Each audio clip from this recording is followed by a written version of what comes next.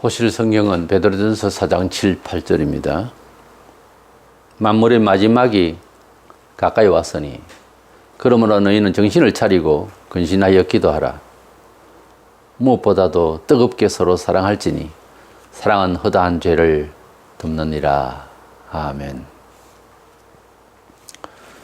예수를 진정으로 만나서 그래서 예수님을 믿으면 제일 첫 번째 일어나는 현상이 성경에 임상적으로 생각을 해볼 때도 제일 처음에 발현되는 것이 사랑입니다.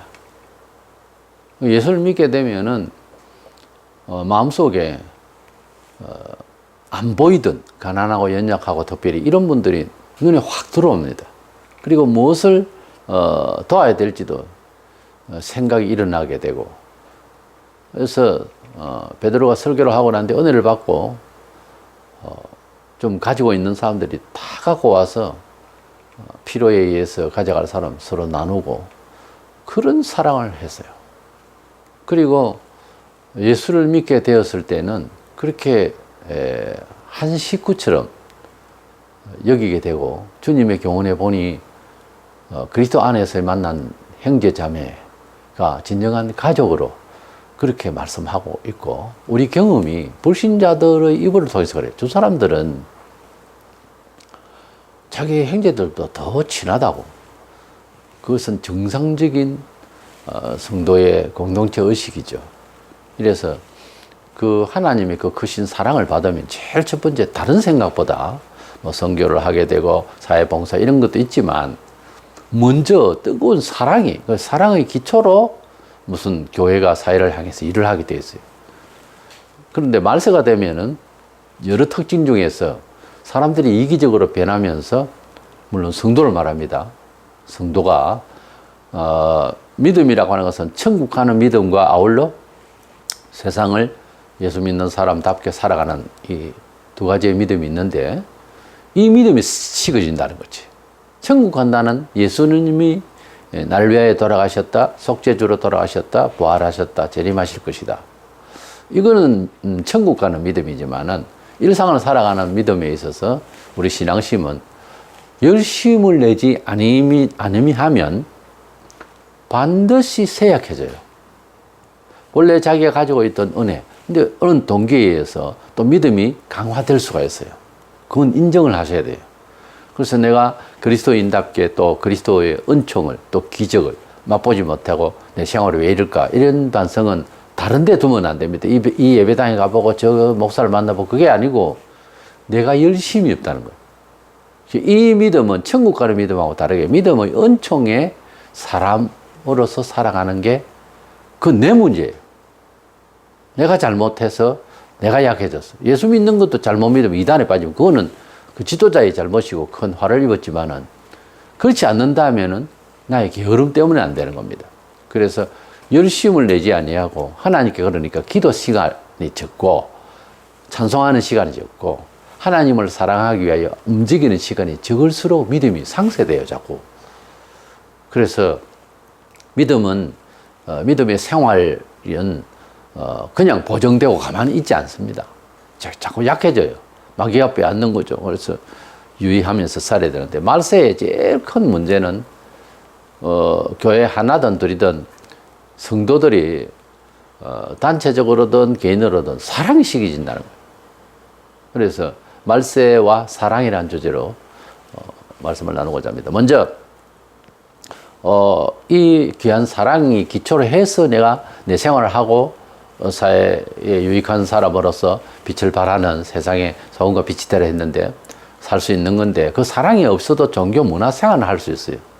그래 어느 정도 하다가 내가 만족하고 그때도 만족하고 그걸 끝인 거예요. 그 이상은 못 나가는 거예요. 왜냐하면 십자가 너무 무거우니까 이렇게 돼버리거든요. 그래서 사랑으로 하는 것과 또 종교 문화적으로 하는 것이 있어요. 교회는 섞여 있죠. 참 사랑으로 하는 사람은 불같습니다. 불같아요. 꼭 죽을 것 같이 그렇게 하고, 종교 문화적으로 하는 사람은 한계가 옵니다. 딱 한계 걸리면은 못해요, 더 이상. 그러나 성령의 사랑으로 십자가의 그 사랑이 그건 제정신이 아니죠. 그리스도의 영이 그래요. 그렇게 하려고 하는 사람은 없어서 못 나누지 끝없이 사랑해요. 끝없는 사랑이에요. 이게 차이점이 있어요. 이 사랑을 하려면은 근신하고 사랑할 수 있다. 기도하고 사랑할 수 있다는 겁니다. 그래서 근신하는 것은 세속적으로 처신하는 것을 절제하는 것이고, 기도는 하나님과의 관계를 계속 유지하는 거죠. 근신하고 기도하는 것은 같이 갑니다, 원래. 기도 많이 하면 세상 건져라는 근신 능력이 생겨요. 근신을 먼저 하더라도 하나님께 또 기도할 수 있는 그런 밑받침이 되고요. 그래서 근신하고 기도하는 가운데서 사랑할 수 있는 기본적 그리스도인의 삶의 영광스러운 행복한 삶을 이룰 수가 있는 것이지, 근신하고 기도하지 않으면은 아는데도 안 돼요, 그게. 그래서 사랑은 남에게 선심 쓰는 것이 아니고, 하나님의 그 사랑은 내가 가질수록 내가 잘 됩니다. 내가 더 행복해지고 내가 더 놀라운 것을 발견하게 되는 거죠. 성도들이 제일 위험한 게 뭔가 하면 일상의 매너리즘에 빠져서 더 이상이 무엇이 나에게 역사될 수 없는가 생각하고 그냥 자포자기를 하고 그냥 앉아있는 상태. 그게 가장 우둔한 짓이고 잘못 알고 있는 거예요. 언제든지 사람은 더 업될 수가 있거든. 이것은 기도의 열심과 근신 생활이 중요하다. 말세가 되면은 디모데후서 3장 1절로 2절에 너는 이것을 알라. 말세에 고통하는 때가 이르러 사람들이 자기를 사랑하며 돈을 사랑하며 부모를 거역하며 그랬어. 말세가 되면은 자의 심리, 이기심, 그리고 돈을 좋아하고, 그리고 부모를 거역하고, 더 이제 여러 나쁜 행태가 나옵니다만은 특별히 자의심, 자기밖에 몰라요. 오늘날 처처에 우리가 삶을 살면서 부딪혀 보면 대부분의 사람들이 아니 하나같이 이기심으로 사는 거예요. 자기밖에 모르는 거예요. 너무너무 이기적입니다. 그리고 돈을 좋아해도 너무 좋아하는 거예요. 매사에 돈으로 다 따지는 거예요. 이게 주의 뜻이고 아름다운 생각인가? 그 생각대로 살다가 거기에 돈을 쏟고 거기에 시간을 쏟으면 내가 손해가 되지 않느냐 하고 옆에서 그 돈을 그렇게 쓰나 그렇게 하면 안 되지. 가룟유다가 그 생각으로 머리가 돌았거든요. 그랬는데 그리스도의 사랑을 가지고서 주님의 뜻이 좋아서 단순히 그 뜻대로만 살면은 하나님께서 책임지시다라. 이게 신앙이잖아요. 그 신앙으로 행동하는 이런 시간과 순간들이 의식을 가지고 계산을 하는 사람이 볼 때는 옳지 않는 거죠. 어리석은 짓이죠. 그렇습니다. 우리가 삶을 살아가는데 이 돈 관계에 대해서 이게 너무 밝아버리면은 그리스도의 일을 위하여서 또는 그리스도의 사람으로서의 그 답게의 삶을 못 살아가요.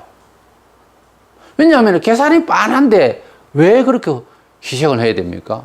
가령 11조 내는 것도 그렇고 감사헌금도 내는 것도 그렇고 교회 자체의 생활에서도요. 과거와 같이 그렇게 제대로 감사치를 안 해요. 왜냐하면 계산을 다 해보는 거라. 내 마음에는 주님을 한없이 감사해서 이번 기회에는 좀 많이 감사를 하고 싶다. 이런 생각이 드는데 또 주변 생각이 어떤 생각이 내 속에서 부딪히나 하면은 그렇지만 다른 사람들도 별로 하지 않는데 너 혼자서 그런다고 그 돈을 바친다고 하나님 또 무슨 돈을 주겠냐 뭐 이런 생각이 들어와가지고 또 쪼그러들어서 그 감사를 실행하지 못하는 그런 시대다 이거예요. 말세는 너무도 돈을 가지고 생각하기 때문에 신자들이 그런 장애를 일으킬 수 있어요.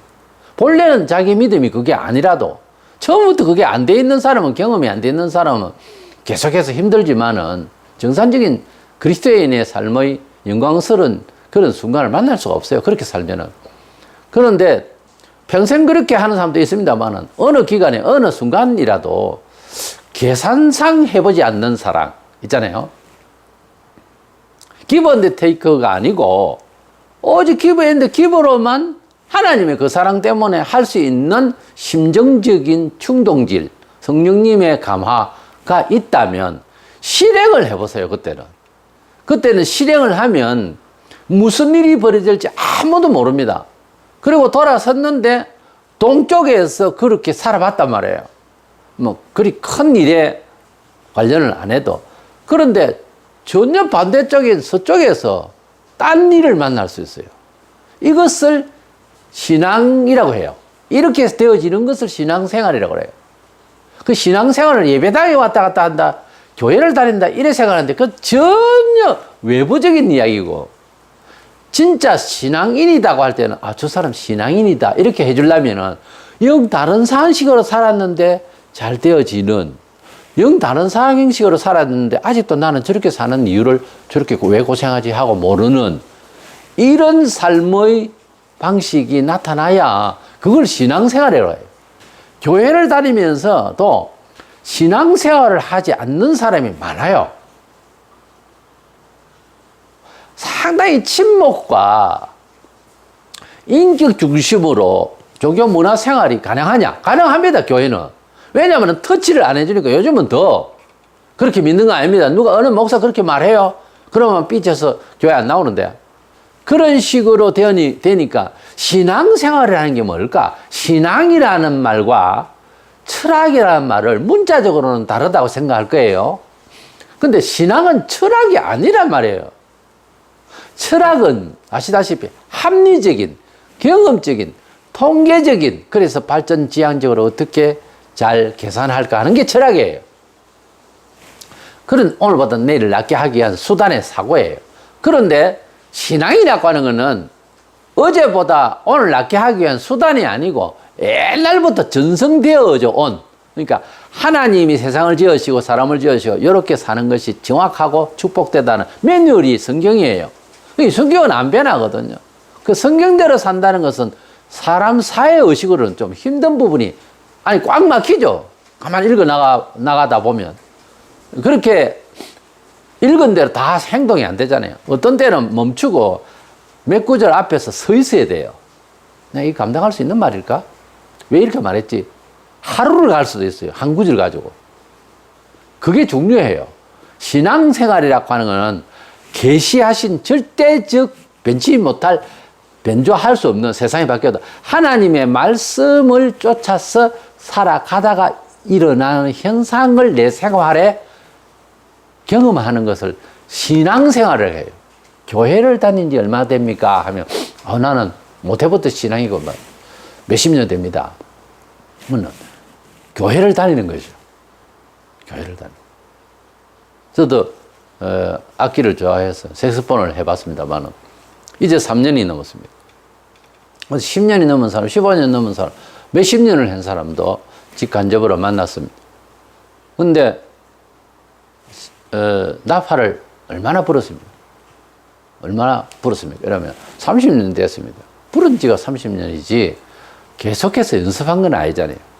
저도 3년이 돼도 1년 정도는 굉장히 열심히 했습니다. 누구보다도 열심히 했습니다. 그렇기 때문에 저도 열정이 대단하기 때문에 빨리 습득을 좀 한 편이에요. 우리가 하나님을 사랑하고 하나님을 믿는다는 것은 몇십 년 나팔을 불어봤다, 그게 분지가 몇십 년 됐다, 그거 소용없잖아요. 실력은 그렇게 나오는 건 아니잖아요. 얼마나 악기로 이제 열심히 그렇게 연습했느냐, 간절했느냐에 따라서 실력이 나타나죠. 신앙생활은 그렇다니까요. 교회를 얼마나 다녔느냐는 신앙생활이라고 할 수가 없어요. 그냥 연륜이라 그렇게 말은 해도. 그래서 10년을 다녀도 3년 다닌 사람보다 성장이 안 돼 있는 사람이 많습니다. 그냥 가방 들고 왔다 갔다 했지 경험이 안 되는 거. 왜 경험이 안 됐을까? 저 사람에게는 다른 나라에서 살았을까? 아니요. 매 순간에 신앙으로 접근하고 표현하고 실천해 보려고 하는 의도가 없어서 그래요. 때로는 멀쩡하게 예수 믿다가 보따리 싸고 집을 나가야 되는 경우가 생긴다고요. 멀쩡하게 있다가 그냥 요즘같이 물난리가 있어가지고 집을 잃거나 사람이 죽거나 집안에 가지고 큰 화를 당할 때가 있단 말이에요. 또 좋은 일도 있을 수도 있고요. 그런데 그런 일을 당할 때 신앙으로 이 일에 대해서는 어떻게 하면 좋은지 모르겠거든. 지도자에게 물어보는 거예요. 그런 것을 연구하고 전문성이 있으니까. 그러면 하나님께서는 도와주시면 이런 식으로 방법을 가지세요.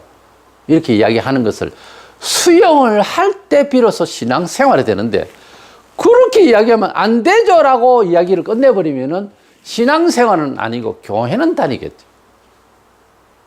그래서 오늘은 신앙생활이라는 거하고 교회 생활이라고 하면 교회 다니는 생활을 하는 거하고 그 구분하시기 바랍니다. 신앙은 하나님의 말씀을 내 생활에 도입을 해서 그거 다 할 수는 없잖아요. 그러나 작은 것부터 시작해서 그것을 처신을 경험이 쌓여지면서 이루어지는 삶이 신앙생활이라는 거예요. 교회 다니는 것은 신앙생활 아닙니다. 교회 다닌다고 신앙생활 아니에요.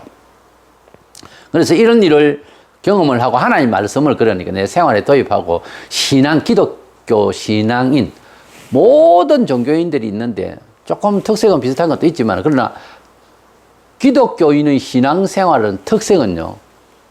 삼자가 볼 때 좀 신비적이에요. 어떻게 저렇게 처신을 하지라고 하는 것이 이렇게 지속되어졌을 때 놀라운 경험들을 합니다. 그리고 저 같은 부족한 사람이지만은 저 같은 경우에 되돌아보면은 축복으로 이어져요. 신앙생활이라고 하는 경험으로 이렇게 점철되면 축복으로 다 환산이 되더라고요. 인간적으로 사는 이 일들은 축복도 뭣도 없어. 뭐 인생이 그러려니 하고 아예 그렇게 생각을 하니까 이런 사람은 간증할 게 없는 거예요. 왜? 그냥 열심히 살았다 이거지. 이건 아니에요. 이거는 그리스도인의 삶의 처세가 아니에요. 그래서 그리스도인의 삶의 처세는 기도 생활과 경건 생활 이 생활들이 계속되어져야 됩니다. 마태복음 26장 41절에 시험에 들지 않게 깨어 기도하라. 예수님께서 제자들에게 시험에 들지 않게 깨어서 기도하라 할 때 어떻게 보면 멋쩍잖아요. 사도인데 뭐 넉넉히 알아서. 아니에요. 사도도 기도 생활이 부족하면은 시험 드는 거예요.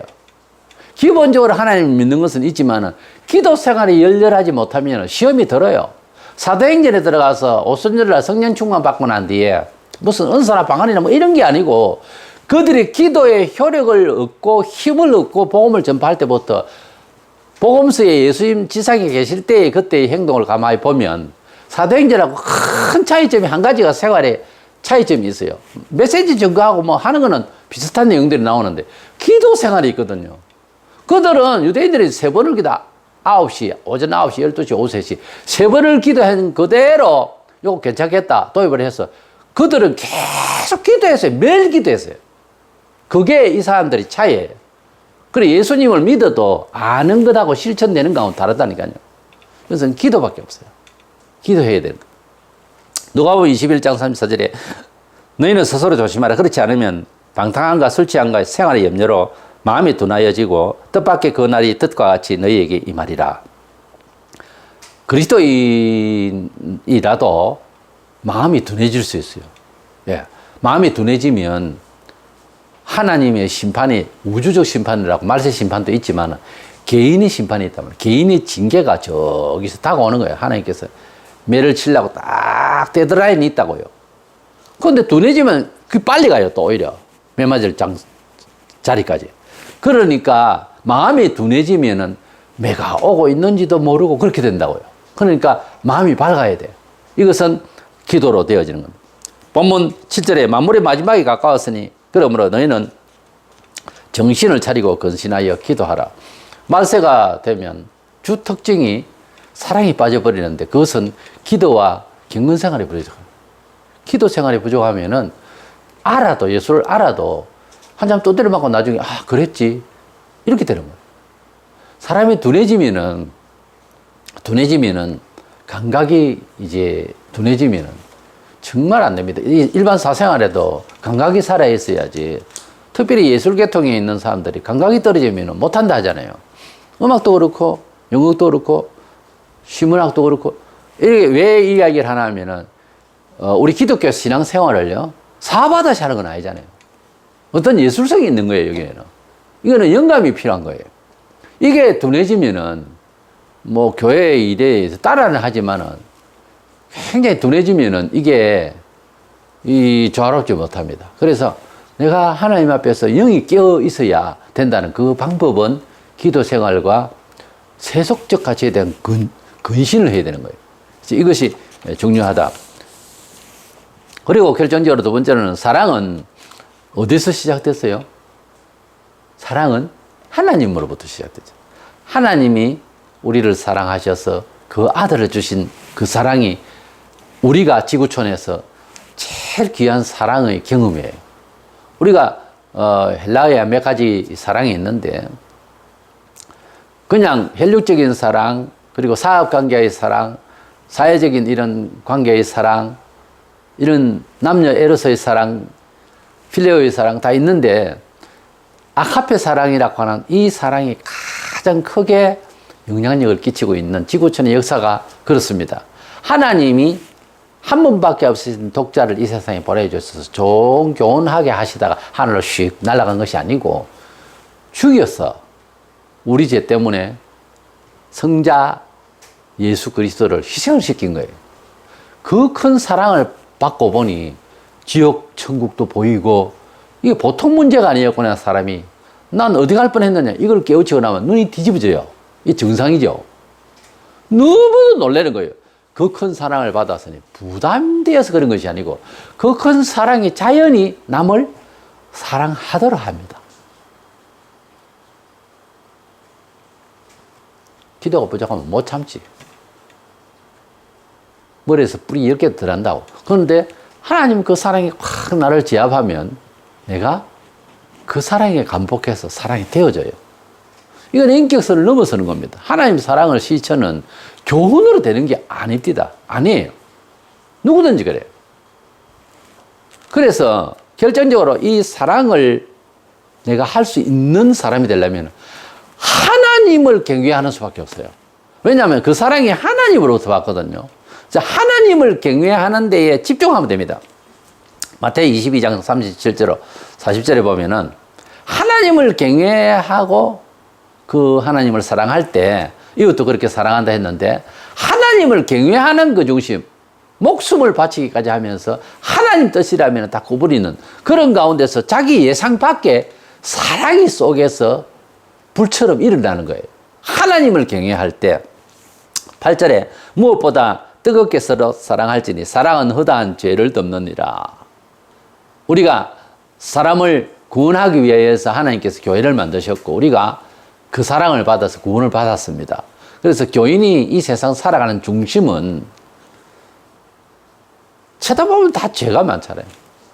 연약하고. 이것을 덮어줄 수 있고 포용할 수 있는 것은 사랑밖에 없어요. 인격은 한계가 와요. 하나님이 그 사랑으로 할 수 있는 겁니다. 뭐 어떤 사람이 최근에 유튜브에서 그 많은 교인들을 앉혀놓고 방언을 하면 사랑을 할 수 있다. 방언하는 사람 아니면 사랑할 수 없다. 그냥 방언도 못하고 사랑하는 것은 율법적으로 사랑하는 것이다. 그건 말도 안 되는 소리래. 사랑을 많이 하고 그래서 자신을 완전히 희생해서 사랑의 원자탄이라고 했던 손양원 목사님이 있습니다. 세계적으로 유명한 사람입니다. 그분은 자기 자식을 죽인 안젤스라는 사람을 양아들로 삼았던 그런 사랑의 사도였습니다. 그분이 방언을 가르치거나 방언을 했다는 소리가 없습니다. 그러면 방언하는 사람은 누구냐? 우리 교회사 쪽으로 보면 이단들이 많이 해요, 사실은. 이단들 나중에 보면 서로 죽이고 난리거든요. 우리가 은사도 중요하지만은 이 사랑을, 하나님의 사랑을 하는 것은 무슨 은사적인 일이 아니라니까요. 하나님께서 우리를 사랑하신 그 사랑에 감복하고 하나님을 중심으로 경외하며 두려워하며 살면 자연 발생적으로 사랑이 나타나게 되어 있습니다. 고린도서 13장 1절에 보면 내가 사람의 방언과 천사의 말을 할지라도 사랑이 없으면 소리나는 구리와 울리는 꽹과리가 되고 아무것도 아니라고 그랬어요, 사실은. 우리가 하나님의 그 사랑이 없이 방언을 한다. 이거 방언을 낳고 나왔죠. 천사의 말이라고 나왔잖아요. 방언과 천사의 말, 그래. 그 말이 뭐 희한한 말이고 신비로운 이야기고 다 좋은데 마음속에 사랑이 없으면은 그거 다 헛거라는 거지. 그러니까 이 말은 방언은 할 수 있는데 사랑은 없을 수 있다 이 말 아닙니까? 그렇잖아요. 방언을 할 수 있는데 사랑이 없으면 울리는 소리 꽹과리다. 아무것도 아니다. 믿음이 있은들 사랑이 없으면 뭐 하겠냐 이 말이에요. 그러니까 하나님의 그 크신 사랑은 그런 은사적인 신비적인 일을 떠나서 인격이라면 매우 전인격적으로 하나님의 그 크신 사랑을 체유를 하는 거예요. 마치 사람이 한여름 더운 데에 차가운 물에 쏙 들어가서 온몸이 그냥 시원하게 되듯이 성령께서 우리 마음속에 그 하나님의 크신 사랑을 우리 속에 주시면 은사적인 거하고 아무 상관없이 사람을 사랑하게 된다니까요. 사랑의 역사를 하고 사랑의 봉사를 하는 데에 방언을 해야 된다는 성경이 있어요? 없습니다. 오히려 은사들보다 사랑이 더 귀중하다 그랬지. 예수 제일 잘 믿는 성도는 아마 순교자라고 할 수 있을 것입니다. 순교자의 이야기를 들어보면 그 지도자와 그 성도의 순교적 삶은요, 일상에서 그렇게 정직하고 정의롭고 은혜롭고 희생적인 사람이 순교할 수 있지, 멀쩡하게 자기만 돌아보고 자기 잘난 척만 하고 살던 사람이 순교를 못해요. 자기 목숨이 아까워서 순교 못한다니까. 이거는 선택의 여지가 아니요. 누가 선택을 하겠어요, 그걸. 근데 선택적 예수 믿는 일은 한계가 와요.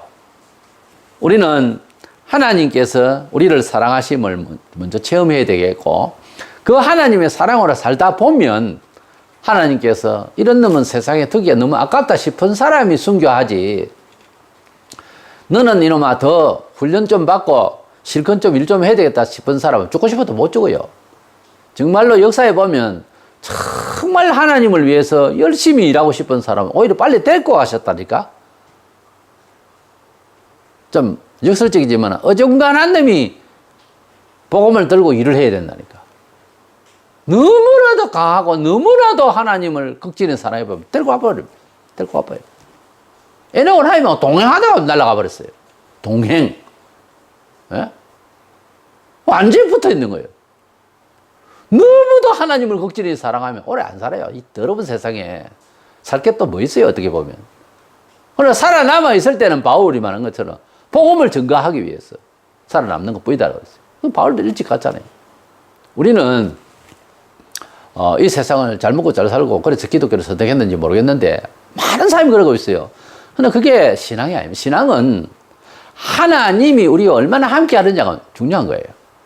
하나님이 많이 함께 해버리면은, 충만하게 해버리면 시덥잖아요, 세상 것이. 별로 시덥다니까요. 시덥지 않고 덧없어요, 쳐다보고 있으면. 너무 아건방은 세상 살고 싶지도 않아요. 힘 있는 대로 주를 위하여 어떻게 하면 쓰임받을, 이거지. 별로 그렇게 세상에 애착이 안 가요. 그리고 너무나도 주님을 더 많이 사랑해버리면 데리고 와버린다니까. 너는 세상에 둘만한 사람이 못 된다. 데리고 와버려요. 그렇다니까요. 못나서도 징계해서 가는 수도 있지만은 극진히 주님을 사랑하면 오래 못 살아요. 성경에 보세요. 단명해요. 그러니까 좀 썰렁한 이야기지만은 역설적이기도 아니고 뭐라 해야 되나. 어중간 하나니까 살아남는다 그렇게 생각하세요. 예. 어중간 하니까 살아남는다. 그게 겸손한 생각이에요. 정말 주님을 사랑해 보세요. 내 자신이 세상에 땅에 발이 안 붙여진다니까요. 별로 뜨고 이렇게 은혜 받으면 방방 뜬다 하잖아요. 떠서 가고 싶다니까요. 바울이 뭐라고 했습니까? 아버지 나라에 빨리 가고 싶다. 가는 게 좋겠는데 가는 게 좋겠다 그랬잖아요. 그게 뭔 말인가 하면 염세주의자가 아니라 세상 자기가 복음을 전하고 막 어떻게 보면 인기도 대단한 이런 사람이라도 싫잖아요. 가는 게 좋다고 그랬잖아요. 그 마음을 우리가 읽을 수 있어야 되는 거예요. 그런데 그게 안 돼 있는 사람은 왜 이 세상 버리고 가지? 이렇게 만나는 거 있고 맛있고 좋고 살만한데 이런 싶은 사람 아직 덜 뜯는 겁니다. 어중간하면 세상에 살아남는다 그렇게 생각하세요. 베드로서 3장 11절에 보면 이 모든 것이 이렇게 풀어지리니 너희가 어떠한 사람이 되어야 마땅하냐. 거룩한 행실과 경건함으로. 베드로는 우리 성도들에게 이 마지막 때에 이런 일이 있으니 이 위험하고 불타 없어질 이 세상을 맞이했으니 우리가 거룩한 행실, 이것은 하나님의 뜻대로의 삶을 분리된 삶입니다. 말하자면 교회식으로 처신하라 그 말이에요. 그리고 경건하라. 하나님 앞에 조신하라. 이렇게 안 하면은 이 말세 살아가는데 위험타 이거예요. 신자도요, 타락할 수 있어요. 가만히 점검해 보세요. 처음 믿음 가지고 있어요, 지금? 이게 자꾸 상쇄된다고. 내가 믿음이 부족해서 그렇지, 처음부터 난 이렇게 믿었다 할 사람 없어요. 그 의가 상쇄되어 있다니까. 하나님의 뜻을 두려워하고, 하나님 뜻대로의 삶을 처신해 나가는 노력을 계속하지 않으면은 이게 믿음이 연약해져요. 이 믿음이 연약해지면 사람은 본성적으로 유물론이 되고 본성적으로 이기심이 돌출합니다. 그래서 내가 신앙인으로서 부족함이 보인다 싶을 때는 이거는 내 믿음이 이렇게밖에 안 되고 예정인가 보다. 그렇게 생각하는 것이 아니고 내가 게으르졌다. 내가 좀 더 열심을 내야 된다. 이렇게 생각해야지. 그럼 자기 인격이라고 고정화시키면 안 됩니다. 그렇게 생각하는 것이 아니고 남도 그렇게 해서는 안 돼요. 하나님의 뜻 안에서 교정할 수 있도록 해야 됩니다. 누가복음 18장 8절에 인자가 올 때에 세상에서 믿음을 보겠느냐. 참 믿음이 참 상실된다는 거예요. 말세가 되면. 베드로는 4장 17절에 하나님의 집에서 심판을 시작할 때가 되었나니. 무서운 이야기잖아요. 하나님께서 심판하실 때 먼저 이스라엘을 심판하시더라. 유대인들 날아가는 거 보세요. 하나님께서 심판하실 때 교회가 부비박산됩니다. 앞으로. 어떻게 해요? 적그리스도가 나타나면 교회의 본질적인 전통이 하나도 없어져요. 못 지켜나가요. 지금도 공산국가에서는 지하교회는 있어도 객관적으로 못 하잖아요. 문화 속에서 못해요. 말세에 적그리스도가 나타나면 거기 뚜렷할 겁니다. 진짜 믿는 사람은 진짜가 아닌 가짜 신자가 딱 구분돼요. 그리고 무서운 것은 가짜 신자가 진짜 신자를 잡아갑니다. 일제 때 그랬잖아요. 이게 꾸미는 이야기가 아니고 실제 그렇게 있었잖아요. 자, 우리 속에 어떤 것이 있는가? 교회 다닐 때는 뭡니다. 어느 날 3년 뒤에 가룟 유다는 예수를 팔아버리고 죽도록 해버려요. 무섭잖아요. 너무 두렵잖아요. 얼마나 화가 나서 베드로가 칼을 빼가지고 그냥 호신용으로 갖고 다녔던 게 있어가지고 확 그냥 제사장이 종을 말고로 길을 잘라버리고 그랬는데 아마 유다를 친다는 게 빗나가지고 옆에 종의 귀가 잘리는지 모르겠는데 얼마나 분노가 났겠습니까? 말도 안 되는 이런 일이 벌어진다. 일제때도 마찬가지예요. 멀쩡한 목사끼리 뭐 같이 찬송하고 같이 하다 보면 밥 먹고 지내던 사람이 일제 때 딱 그냥 환란이 오니까 뭐 없는 거예요. 무슨 형제, 무슨 친구 막 잡아가는데 목사가 목사를 완전 차고. 이게 우리 사람 속에서 왜 이렇게 역사가 됐느냐 하면은 종말이 되면은 우주적 종말 이전에 일제 때 우리 한국에 종말 같이 그렇게 왔잖아요. 종말이 되면 믿음이 상쇄된다는 거예요. 믿음이 상실되면은 그 다음에 그냥 상실되면 자기 혼자만 그냥 자빠지면 되는데 믿는 형제를 이제 잡아가는 거예요. 믿는 형제를 핍박한다는 거지. 교인끼리. 교회 역사를 연구해 보면 불신자에게보다 캐토릭과 이 교회 내부에서 죽은 사람이 더 많아요. 더 많아요. 더 혼란스럽고. 이거는 뭐냐? 우리가 그리스도의 그 크신 사랑, 하나님의 그 크신 사랑과 절대적 가치의 말씀, 이것을 벗어나서 인간적으로 자기 이기심으로 살려고 하다가 벌어진 뭐 교리사도 그렇고 모든 게 다 그래요. 사람이 자기가 살아온 이력이 인간적이지 않습니까? 그런 자가 학자가 되면은 인간적으로 자기를 감추려고 하는 거예요. 인간적으로 학설이 나와요. 희한합니다.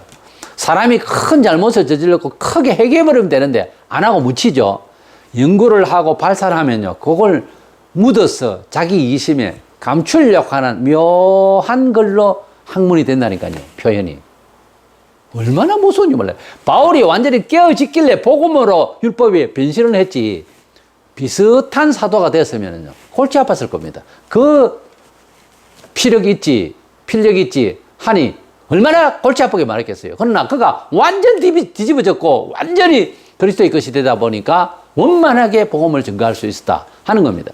우리가 하나님을 믿을 때에 이렇게 하나님 말씀과 세상을 건절하면서 좀 더 경건하게 살려고 하고 이렇게 하면 하나님의 그 크신 사랑이 내 존재감을 또 내가 세상을 향한 삶의 목적이 생생하게 살아서 움직이게 되는데 바로 그것은 하나님의 사랑의 역사가 이루어진다는 거죠. 그래서 이것을 위해서 말세가 되면은 사랑이 식어지리라 주님이 그랬거든요. 이 사랑이 식어지리라 하는 걸 갖다 분위기로만 생각하는 사람이 많아요. 그게 아니고 그대 영혼이 망한다 이 말이에요. 그러니까 영혼이 잘 돼 있다면 사랑이 많다 그 말이에요. 다 사랑이 일어나고 그 사랑으로 지각적으로 판단 능력이 사랑으로 하는 거예요. 전부. 근데 이것이 식어지면 남는 거는 이기적이에요. 남는 거는 서로 죽이는 수밖에 없어요. 이렇게 차이가 납니다. 그래 하나님의 그 크신 사랑은 먼저는 자기를 구원하는 일에 너무너무 물론 예수 믿어서 구원받은 거는 영생은 있지만 삶에 있어서 구원에 너무 중요합니다. 그거 크신 하나님의 사랑이 발끝까지 그냥 쏘아야 되는 거예요. 레이저같이 쏘아줄 때에 내가 그 사랑으로 힘을 얻어서 남을 사랑할 수가 있어요. 이것은 어디에 있나? 기도와 경건 생활이에요. 하나님 앞에서 말씀 앞에서 경건하게 살아야 돼요. 하나님 말씀을 내 생활에 그대로 도입하려고 노력해야 되는 거예요. 장사가 없습니다. 다 어려워요. 쓰러지기 힘들어도 몇 번 쓰러져도 그대로 살겠습니다. 몇 번 써도 그대로 살려고 합니다. 하다 보면 힘나요. 그래서 한 계단 한 계단 그래서 성화시켜서 해야 내 속에 사랑과 내 속에서 하나님의 그 사랑의 복음이 전달되어지는 정언자로서의 삶이 이루어지게 될 것입니다.